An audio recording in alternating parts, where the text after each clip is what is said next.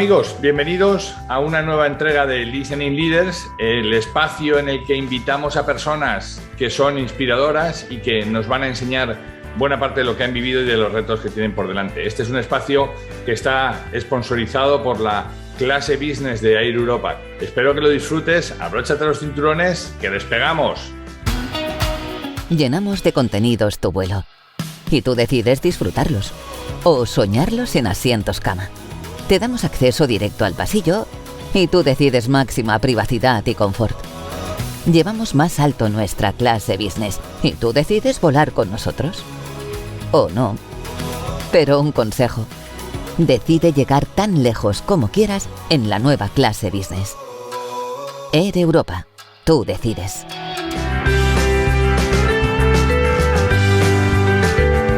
Una semana más estamos en Listening Leaders y hoy nos vamos a Madrid. Nos vamos a hablar con Alberto Reyero, el socio director de Empatía, una consultora de asuntos públicos especializada en acción social que acaban de poner en marcha junto con dos socios más. Alberto, un placer estar contigo aquí en Listening Leaders. Igualmente, Raúl, y además para mí también, y que nos encontremos después de muchos años, ¿no? De 10 años por lo menos que no charlábamos. De tantísimos años, sí que es verdad. Y es que el tiempo va deprisa.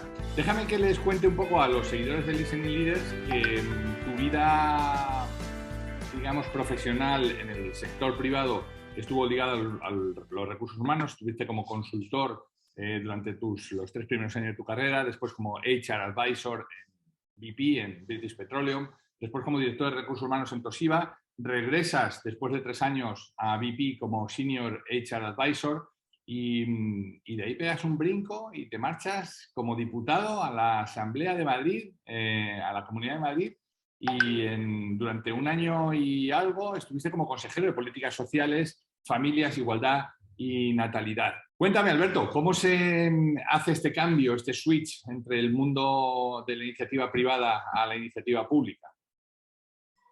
Bueno, pues se produce como muchas cosas en la vida como consecuencia de una casualidad, ¿no? Y una casualidad que, bueno, pues en mi caso vino dada porque mi madre en un momento determinado, mientras estaba yo trabajando, tuvo un ictus que la dejó en una situación muy dependiente. Empecé a interesarme por cómo se trataban estas situaciones y demás.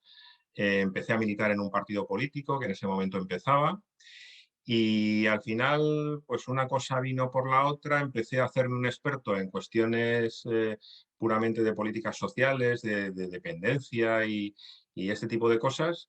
Y en un momento determinado, pues me ofrecieron la posibilidad de ir en una lista electoral y presentarme por la Comunidad de Madrid, por la Asamblea de Madrid. Y bueno, pues llegué a un mundo absolutamente diferente al mundo privado, ¿no? Porque además es que, o sea, uno no se puede ni imaginar desde lo que es la empresa privada a lo que es el mundo, pues en este caso además, ya no solo la administración, sino una institución pública como es un parlamento regional, ¿no? En el caso de la Asamblea, con unas dinámicas absolutamente distintas, en las que, por ejemplo, lo que a mí más me llamaba la atención es que en ese momento eso haya evolucionado mucho, ¿no? Pero en el 2011, pues todavía yo estaba muy acostumbrado a hacer muchas presentaciones con PowerPoint. Eso ya se terminó. O sea, aquí todo es la palabra, el discurso, además con unos minutos tasados, bueno, pues con enfrentamientos con la oposición. Bueno, algo absolutamente distinto. A mí al principio, además, yo estaba muy acostumbrado a hablar en público, pero me costó trabajo acostumbrarme a una situación muy distinta, porque además encima pasas no te representas solo, no te representas a ti mismo, estás representando unas ideas políticas y tienes que tener mucho cuidado y mucho respeto. Yo acudí al Parlamento, además, con un tremendo respeto institucional, que yo creo que es el que hay que tener, pero que desgraciadamente en muchos casos se ha perdido, ¿no? Yo creo que es un lugar en el que hay que ir con muchísimo respeto, pero con unas dinámicas absolutamente distintas, ¿no? Entonces, bueno, pues estar en el mundo de las comisiones, de los plenos, de las enmiendas, de la negociación, del diálogo la gente de la calle, que es fundamental, ¿no? Que yo, bueno, yo cuando llegué de políticas sociales prácticamente no sabía nada. Entonces, bueno, yo lo que lo he aprendido es a través de reunirme con asociaciones de personas afectadas. He aprendido mucho. O sea, al final, yo creo que me he convertido en un experto, bueno, pues a base de ese contacto directo, ¿no? Entonces, bueno, pues al final, la vida de un parlamentario lo que es una vida, pues en ese sentido, muy individual, ¿no? De hecho, bueno, pues hay diputados que se pueden dejar ir, bueno, pues te puede permitir, pues, tampoco dedicarle mucho tiempo, bueno, pues dedicarte a otras cosas, o puedes tomártelo en serio y poder aprender muchísimas cosas. Y estar además en sitios en los que pensabas y estar con gente con la que pensabas que no ibas a coincidir nunca, ¿no? Bueno, pues eso para mí ha sido una experiencia pues incomparable, ¿no? Porque además en ese momento me amplió lo que era todo los contactos posibles, ¿no? Yo estaba muy metido, yo había trabajado, pues lo has comentado, pero en total 16 años en BP, en recursos humanos, un mundo muy cerrado, sí, bueno, muchas relaciones dentro de BP a nivel internacional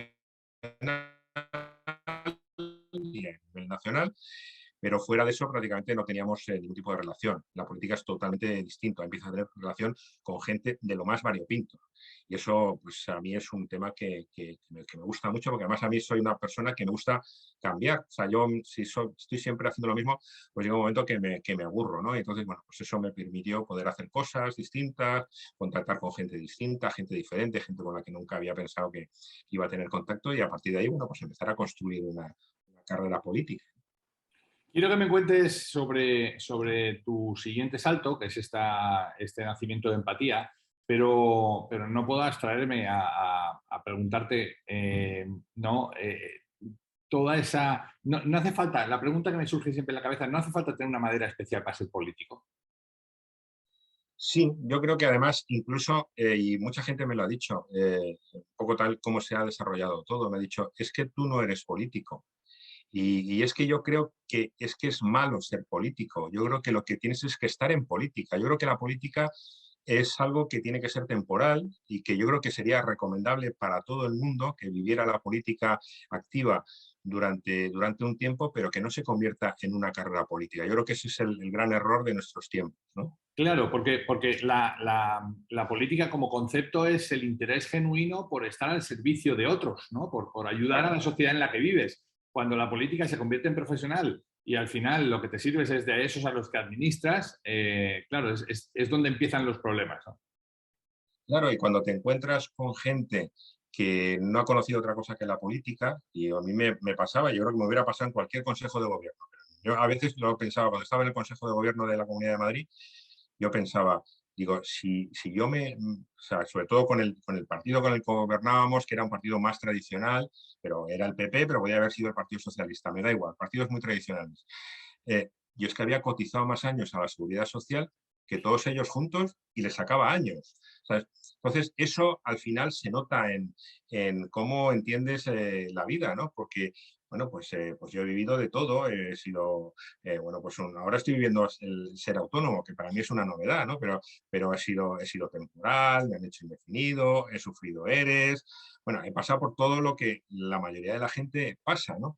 Y eso en la política, pues eso no es así, ¿no? Entonces hay veces que alguien con 23 años llega a la política y está ganando un sueldo de 50 y tantos mil euros. Eso, bueno, pues es que no es la realidad en absoluto, ¿no? Cuando eres muy junior, pues tienes que pasar por todo un proceso de temporalidad, de precariedad, de salarios bajos y demás, y luego ya haces una carrera también retributiva, ¿no? Y entonces son mundos que yo creo que eso sería bueno que cambiara. Yo creo que desgraciadamente ha habido un momento que ha podido cambiar, pero al final los políticos que hay ahora son políticos de carrera, no son políticos que empezaron en sus juventudes respectivas, da igual que sea el Partido Popular o el Partido Socialista, y no han tenido ocasión de ver la realidad que otras personas sí que hemos tenido la oportunidad de ver, y yo creo que te enriquece mucho, que tienes otra visión absolutamente distinta de la realidad, y al final, pues eso, es mucho más sencillo tener empatía hacia los problemas de la gente porque es que lo has vivido. Es decir, ¿cómo te van a explicar a ti lo que es un ERE yo un ERTE, no, porque los ERTE se han puesto de moda cuando ya estaba en política, ¿no? Pero ¿cómo te van a explicar un ERE si yo lo he vivido? Lo he negociado y también he sido, lo he padecido, ¿no? Entonces, bueno, Claro, pues claro. Ujú. eso es muy positivo. Oye, y entonces, desde el sector privado al sector público, y ahora te vas a lo que se ha dado en llamar el tercer sector, a echarles una mano desde tu consultora a, para los que no estén tan instruidos en esto, el tercer sector viene a ser ese en el que no hay un ánimo de lucro, ¿no? En el que son organizaciones que simplemente se dedican a cuidar a las personas, tienen diferentes fines, pero son ONGs, asociaciones, y desde empatía vais a ayudar a todo este tema de la acción social, ¿no? En estas empresas. ¿Cómo lo planteáis? ¿Por qué surge esta idea? ¿Qué es lo que pretendéis? Pues mira, nosotros lo que hacemos es, llega un momento que por las necesidades, la situación política y demás, pues nos planteamos, oye, hay que reinventarse, hay que empezar a hacer otras cosas y, bueno, pues lo que queremos, en mi caso concreto, lo que quiero es seguir relacionado con lo social. Yo siempre, igual, te he dicho que me gusta variar mucho de trabajos, pero siempre dentro de una misma línea. Yo en mi vida privada, empresa privada, siempre he trabajado en recursos humanos y en política siempre he trabajado relacionado con las políticas sociales. Eso ha sido algo, yo no he saltado de a distintas áreas, sino siempre ha sido políticas sociales. Y lo que me planteo es que yo quiero seguir trabajando y seguir influyendo en la política, pero desde otro sitio, en las políticas sociales. Y bueno, pues vemos que hay una necesidad en el sector, que hay muchas veces nos han llegado, bueno, pues sobre todo entidades del tercer sector, aunque no solo vamos dirigidos al tercer sector, que luego te lo explico un poquito más adelante, pero nos damos cuenta que en muchos casos tienen necesidades de incidencia política, no son capaces en determinadas entidades de poder que se haga oír su voz dentro de las instituciones, de poder participar en políticas públicas y decidimos, oye, estamos viendo que hay muchas empresas de public affairs o de relaciones institucionales, en España hay muchas, pero ninguna dedicada a la acción social, al tercer sector. Es algo que es muy marginal y hay una razón muy clara, y es que el tercer sector tiene un problema fundamentalmente de financiación. O sea, hay poco dinero en el tercer sector y siempre los presupuestos son muy limitados porque son entidades sin ánimo de lucro, ¿no?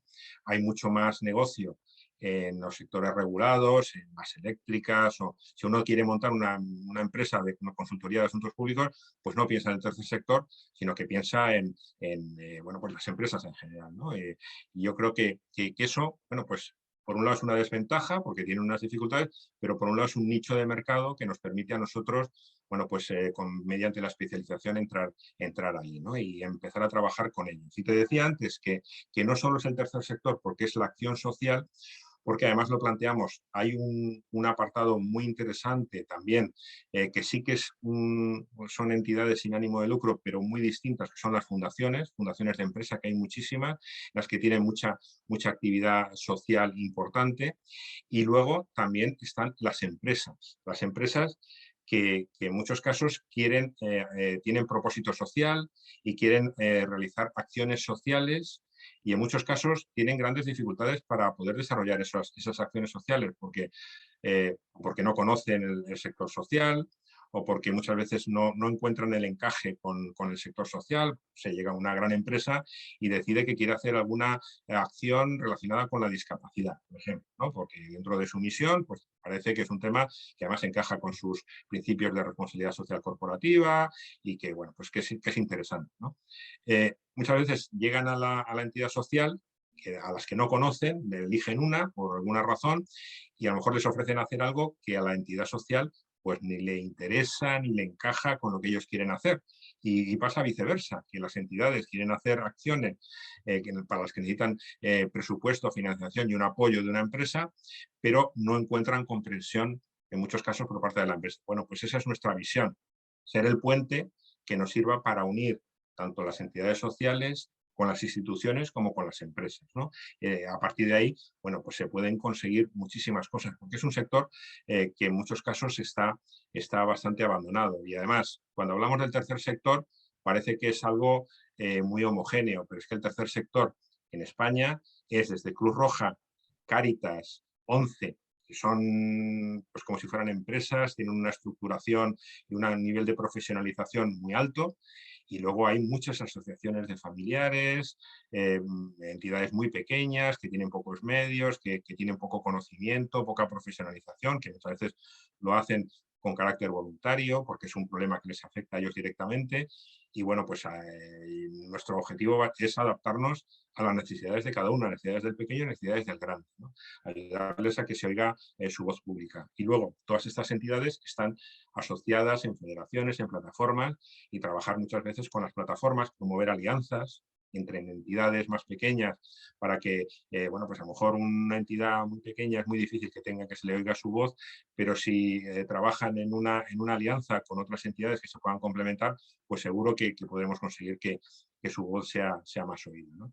Y de eso al final se trata, ¿no? Y ese es el objetivo, ayudar en lo posible a que la voz de las entidades sociales sea oída y participen en la elaboración de políticas públicas, porque, por ejemplo, y ahora un ejemplo concreto que está muy de moda en España, no solo relacionado con el tercer sector, que son los fondos Next Generation de los fondos europeos, ¿no? Que va a venir una financiación muy grande de Europa. Pues ya está habiendo convocatorias en las que directamente se está excluyendo a las entidades sin ánimo de lucro, lo cual es un completo error y hay que trabajar desde el inicio para que estas convocatorias que están haciendo los ministerios pues incluyan a las entidades del tercer sector. El mundo del tercer sector emplea a muchísima gente en España. Yo creo que es algo que no hay que despreciar y que aparte de lo que ofrecen para las personas más vulnerables, es que es una cantidad para trabajo, para mucha gente, para solucionar problemas, para llegar a donde no llega la administración. Hay algo que muchas veces hay gente que dice, ojalá no existieran las ONGs y que todo lo hiciera el Estado. Yo no estoy en absoluto de acuerdo. Yo creo que el dinamismo, la innovación que se produce en la iniciativa privada sin ánimo de lucro nunca la va a tener la administración. Yo creo que va a llegar siempre a muchos sitios que no va a llegar la administración y lo que hay que hacer es, bueno, pues ofrecer esos servicios y llegar a acuerdos, a una colaboración público-privada sana con la administración para poder llegar a donde no llega la administración y además es que no va a llegar nunca, porque va a ser incapaz de llegar. Claro, fíjate que yo conceptualmente tengo siempre una contradicción, ¿no? O sea, te pongo el ejemplo de un hospital. El mayor éxito de un hospital sería estar vacío. Uno, porque la gente no se enferma. Dos, porque soy tan eficiente que resuelvo pronto, ¿no? Sin embargo, el hospital en sí, el negocio del hospital es estar lleno. Da igual que sea iniciativa privada o pública, ¿no? Pero al final, para poder dar empleo a toda la gente que tienes, tú tienes que tener un flujo de gente en el hospital, ¿no? Cuando llevo esa idea que me persigue hace años al mundo de las instituciones de este tipo, pienso, lo ideal sería que nada de esto existiera, porque el reparto de la riqueza fuera tan bueno que no hubiera gente necesitada, ¿no? de este tipo de instituciones. Pero la verdad es que eso no pasa. Claro, cuando llegan estos fondos, de repente se convierten, esto es algo que estoy repentizando, Alberto, y tú me sacarás de mi error si es así. De repente se convierten en, oye, vamos a repartirnos este pastel y vamos a ver quién se lleva mejor parte de este pastel y para fines menos claros, porque claro, hay tanto dinero que va a llegar de Europa, ¿no? 70.000 a fondo perdido y 70.000 a devolver en no sé cuántos años con una tasa regalada. Oye, repartamos este dinero y a ver quién... Y muchísima gente, uno desde fuera, el ciudadano no tiene la sensación de que desde fuera de que esto va a ser como una especie de merienda, ¿no? de donde todo el mundo se va a llevar el dinero a manos llenas, como pasó con los fondos estructurales de la última tanda. Pues es un riesgo, y un riesgo que está ahí y que tenemos que pelear para que eso no ocurra. Y decías, los fondos estructurales, pero también yo me acuerdo, no sé si te acuerdas del plan E de Zapatero, ¿no? Que en muchos casos que fue un desastre absoluto y que se tiró dinero y se construyeron muchos recursos absurdos. Bueno, Alberto, no se tiró dinero, alguno se lo llevó. O sea, alguno también. Luego hubo gente que también que se lo llevó a su bolsillo, ¿no? Claro. Pero que eso es un riesgo, o sea, evidentemente. O sea, ahí es importante, por eso es importante algo que yo no me he cansado de repetir y que ahora dentro de la consultora vamos a repetir y vamos a apostar por ello. Hay un movimiento muy importante importante en el mundo empresarial, que es el de las inversiones de impacto. Yo creo que tenemos que ser capaces de medir el impacto de lo que hacemos, ¿no?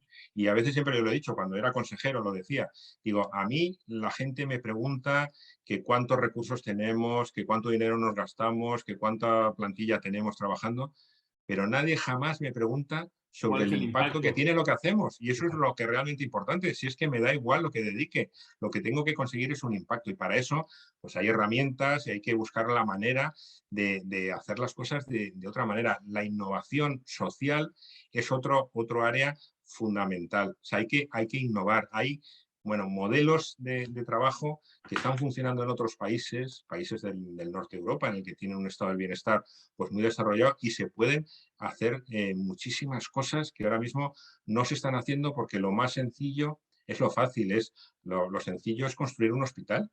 Ya. El ladrillo, que eso ha sido un poco el mal español, y no pensar en otras cosas. Y en el caso, por ejemplo, de la sanidad, pues invertir en hospital y no invertir en atención primaria. Si la atención primaria va a ser la que haga que muchas de las personas que al final acaban en el hospital tengan una atención previa por parte de los médicos. O, por ejemplo, un drama que hemos vivido con las residencias, que mucha gente preocupada, hay que cambiar el modelo de residencias. No, es un error, hay que cambiar el modelo de cuidados y de atención a los mayores en general, porque todos nosotros, tú Raúl, cuando tengas 85 años, tú vas a querer seguir viviendo en tu casa, no quieres ir a una residencia.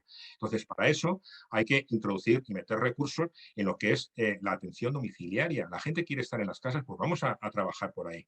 Vamos a pensar en algo distinto. ¿Que tienen que existir las residencias? Claro que sí. Que tienen que ser residencias totalmente amigables, que no sean hospitales, sino que la gente pueda vivir allí como en su hogar. Sí, pero eso cuando realmente lo necesiten o lo quieran. Pero cuando hacen encuestas, solo el 10% de la gente va de manera voluntaria a una residencia, ¿no? Ya. Entonces, yo creo que eso hay que ampliar un poquito la perspectiva y trabajar en modelos distintos y no hacer lo que siempre se ha hecho, que yo creo que es uno de los males que tenemos en este país. Fíjate que tiene, yo creo que tiene mucho sentido en este momento empezar a pensar en el futuro, porque yo creo que hasta ahora, pues yo creo que tanto las administraciones públicas con su conformación de 4 años, ¿no? Oye, yo voy a hacer algo que me dé votos para mañana, pero no pienso en lo que va a pasar dentro de 20 años. Nadie está pensando en lo que va a pasar dentro de 25 años.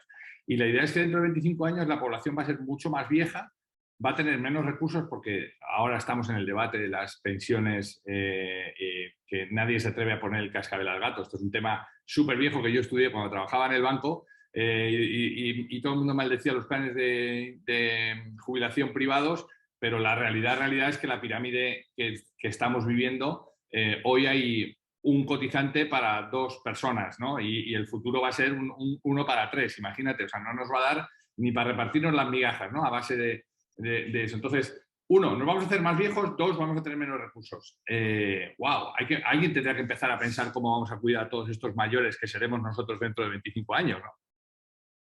Claro, eso es fundamental y eso, bueno, pues va por un lado, yo creo que como país tenemos que ser capaces de ser más productivos, ¿no? Porque también si somos más, si las personas que cotizan son más productivas y tienen unos salarios más altos, pues seremos capaces de poder alimentar esas pensiones del futuro. Yeah. Pero yo creo que este es un tema que además hay que encararlo y dejar fuera el partidismo, es decir, vamos a ver cuál es la realidad. O sea, y es verdad, o sea, las personas ahora mismo pues es que viven muchos más años y cuando la gente se jubilaba a los 65 años, bueno, pues realmente es que la media del fallecimiento pues era en torno a esa edad, ¿no? Prácticamente cobraban la pensión 3 o 4 años. Entonces, la solución tampoco puede ser Y solo tenían, decir, y bueno, pues tenían, vamos, y tenían 5 hijos cotizando. claro, y decir, pero muchas veces la solución tampoco puede ser, bueno, pues que la gente esté trabajando hasta los 80 años, ¿no? Hay que buscar maneras de que al final, bueno, pues incluso a veces se plantean, pues hay profesiones que a lo mejor tienen que jubilarse antes, otras se pueden permitir que se jubilen y se incentive que se jubilen un poco después, pero hay que buscar maneras de que ese sistema sea sostenible, porque si no, bueno, nos vamos a encontrar en una situación en la que sí, percibamos una pensión, pero sea una pensión pues mucho más modesta de la que se está percibiendo en la actualidad. Yo creo que es algo que no podemos permitir porque se ha demostrado que en la crisis un sostén económico de este país, sobre todo en la crisis del 2008, fueron las pensiones, ¿no? Y lo que supusieron los mayores, los abuelos, como sostén de las familias, ya no solo de sus hijos, sino de sus nietos, ¿no? Entonces, bueno, pues eso... Mi punto, tú que conoces ambos mundos, ¿no? Y ahí un poco lo que yo creo que podéis hacer desde empatía, mi punto es, ¿cómo conjugar el que la inversión privada que llegue no sea en forma de limosna, no sea el 0,x que regalo porque así me quedo bien y les digo a la gente que soy socialmente responsable, sino cómo convencer a los dueños de las compañías, que al fondo los recursos son de ellos, cómo convencer a los dueños de las compañías de que parte de esos recursos tienen que invertirlos en la sociedad que al final les da el beneficio. No sé, supongo que esa sería un poco la pregunta del millón, ¿no? ¿Cómo, para que se deje estas políticas de... Me acuerdo que cuando la economía estaba hasta arriba, aparecieron los responsabilidad social corporativa. Venga, vamos a dar un poquito de dinero a esta asociación, a ver, ¿a dónde lo echamos, no? Y ya cubrimos el expediente. Pero yo creo que ese no es el carácter, ¿no? El carácter es que genuinamente quieran aportar y devolver a la sociedad que les ha hecho grandes, ¿no? Claro, yo creo que ahí se ha dado, un poco si vemos las cosas con perspectiva, yo creo que la responsabilidad social en su momento fue positiva, porque lo que se empezaron a ver las empresas que no solo era importante el retorno que se daba al accionista, que era, yo me acuerdo, cuando empezaba a trabajar, lo único que se pensaba era en el retorno del accionista, lo demás Claro. daba absolutamente igual, ¿no? Y no se pensaba en la sostenibilidad ni medioambiental, ni social, ni demás. Yo creo que eso ahora hemos evolucionado, eso se ha cambiado. O sea, yo creo que por lo menos hay una conciencia de que las empresas no solo están para ganar dinero, que tienen que ganar dinero, por supuesto, y tienen que ser rentables, pero que tienen que dar un retorno también a la sociedad, ¿no? Y ser sostenibles desde ese punto de vista, ¿no? Yo creo que eso se ha avanzado. Lo que hay que hacer es realmente que esa sostenibilidad, que yo creo que es más clara en el mundo de la empresa en lo que se refiere al medio ambiente, yo creo que ha entrado más en lo que es el tema social, pues se ha quedado todavía en un nivel, pues no tan profundo. Yo creo que hay que trabajar eso. Yo creo que la herramienta que ahora existe es la del impacto social. Yo creo que además es al final muy atractiva para las empresas y para los inversores privados, filántropos, grandes filántropos y pequeños filántropos. Cualquiera de nosotros podemos invertir en bonos de impacto social que al final vayan en beneficio de determinadas políticas y que además seamos capaces de medir el impacto de lo que estamos, o sea, que el euro o el dólar que estamos invirtiendo, que tiene un retorno sobre una medida que lo que se ve es, bueno, pues en una determinada tasa, pues no sé, si es en los colegios, pues que la tasa de fracaso escolar, pues objetivamente es que se vea que tiene una consecuencia, ¿no? Eso en muchos casos es difícil, es trabajoso, por eso no se hace, es más fácil decir, bueno, pues yo doy el dinero y bueno, ya ahí os las apañáis, que nosotros ya hemos cumplido, hemos hecho una donación Claro. y ahí os las arregláis, ¿no? Yo creo que eso, bueno, pues también hay que ayudar a que el mundo de la empresa eso evolucione, pero un poco mi impresión es que la empresa está muy dispuesta a colaborar en eso. Lo que pasa es que en muchos casos el sector social no está tan profesionalizado como para decir, oye, es que esto que os ofrecemos viene acompañado de todo un plan en el que vamos a ser capaces de evaluar el impacto. Uno de los grandes problemas en España, o sea, a lo mejor además tú tienes la posibilidad de compararlo con otros países más, pero aquí no se evalúa nada. O sea, las administraciones no evalúan nada. O sea, invierten dinero y dicen, ¿y esto ha funcionado? Pues sí, yo creo que sí. Es decir, demuéstramelo, nadie te demuestra nada. O sea, yo creo que esa evaluación de políticas públicas es una asignatura pendiente que lleva siendo una asignatura pendiente de hace muchos años y que tenemos que ser capaces de resolverla, porque además eso nos va a permitir incidir en aquello que funciona bien y desmarcarse de lo que no funciona bien. Si una determinada política no está funcionando, ¿por qué nos empeñamos en seguir gastándonos dinero en eso si eso no funciona? Vamos a buscar otras vías, pero si no lo medimos, pues como estamos dedicándole dinero a eso, pues nos quedamos tranquilos, ¿no? Está claro, está claro. Me queda clarísimo el tema del impacto, ¿no? De ver no solamente cuánto gastamos o qué disponemos o qué tipo de batería de acciones hacemos, sino cómo impacta eso en realidad, cómo hace mejor la sociedad, ¿no? Y yo creo que eso es algo que es muy digno de hacer, ¿no? Y sobre todo que va a permitir entender bien el retorno de cualquier tipo de acción social que se lleve a cabo. Oye, cuéntanos para los oyentes, para finalizar, cómo ponernos en contacto con Empatía, qué tipo de gente os puede buscar, qué es lo que puede encontrar en vosotros, a qué les vais a poder echar una mano. Bueno, pues nosotros tenemos una página web que es empatía.es. Ahí nos podéis localizar, ver lo que hacemos. Es una web de presentación en la que están incluidos nuestros servicios y sobre todo, bueno, pues como decíamos, está muy orientada a las empresas, a las entidades del tercer sector, pero también a cualquier empresa que quiera realizar cualquier tipo de acción social, que tenga un interés en alguna materia. Nosotros podemos ayudar, tenemos un conocimiento profundo de lo que es el sector social, el sector de la discapacidad, y en muchos casos se trata de conseguir el proyecto ideal para la empresa. O sea, hay empresas que dentro de su misión, pues a lo mejor una determinada iniciativa social no encaja en absoluto, pero en cambio hay otra que encaja de manera maravillosa y hay una necesidad en ese caso. Nosotros, bueno, pues ahí estamos disponibles para poder ser capaces de hacer un matching entre las dos, ¿no? Yo creo que ese es uno de los objetivos, y cualquier persona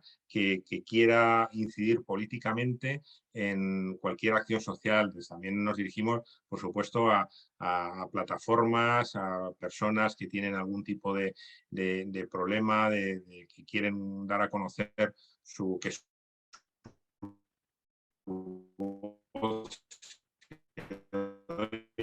llegar al Congreso de los Diputados, al Senado, a llegar a las administraciones autonómicas, locales o ministeriales, para que su voz sea escuchada. Yo creo que ahí hay que introducir pues un poquito de profesionalización en ese activismo, que muchas veces el activismo no puede ser voluntarismo, porque muchas veces eso no conduce a nada, sino que hay que ser capaces de saber cuáles son los contactos adecuados, cómo hay que encararlos, de qué manera podemos tener más éxito, y en eso estamos. También venimos con un objetivo muy de adaptarnos a las propias circunstancias. O sea, somos pequeños y vamos a ser capaces de adaptarnos a lo que el mercado, en este caso, nos demande. Nosotros hemos hecho un estudio de las necesidades, pero bueno, pues estamos además disponibles para poder cambiar algo que nos permita desarrollar esa visión que te decía de conectar las entidades sociales con las instituciones, con las empresas, ¿no? Que eso es lo que al final nos seduce para poder llevar a cabo. Alberto Reyero, socio director de Empatía. Pondremos en la edición el nombre de vuestra página web, es empatía.es. Ha sido un placer tenerte aquí en Listening Leaders, un enorme placer volver otra vez a conectar después de tanto tiempo, y te deseo los mejores éxitos en esta nueva andadura, Alberto. Pues igualmente, y espero que tengamos oportunidad de seguir en contacto y que no pasen otros 10 años hasta que tengamos la oportunidad de poder charlar y compartir pues inquietudes, y seguro que nos podemos encontrar en muchas cosas. Muchos foros. Te mando un abrazo muy fuerte, Alberto. Venga, igualmente, Raúl. Pues hemos llegado al fin de nuestra entrega. Esperamos que haya sido interesante para ti. Si quieres saber más de lo que hacemos, escuchar entregas anteriores o leer las entradas del blog, no dejes de entrar en depersonas.com. Nuestra promesa de valor es ayudar a las empresas en sus procesos de cambio con quienes los hacen posible, que no son otros que las personas. Te esperamos en la siguiente entrega en De Persona Radio. Hasta entonces.